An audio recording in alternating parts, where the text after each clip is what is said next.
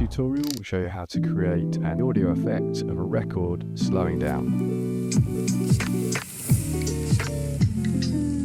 So from the start, we need to cut the clip that we want to add the audio effect to.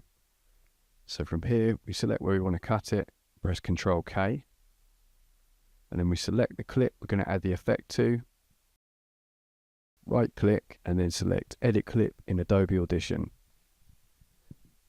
This will open Adobe Audition, and you just need to double click on the waveform, up to Effects, and then down to Time and Pitch, and across to Pitch Bender.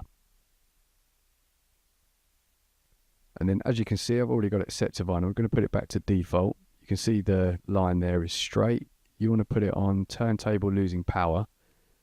That brings the line down at the end where it loses power. Press Apply, and then we'll play that.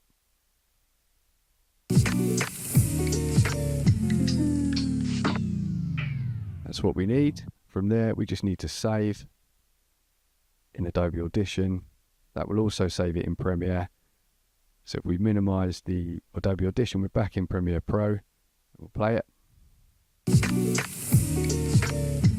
Nice. So if we go back and play it from the top.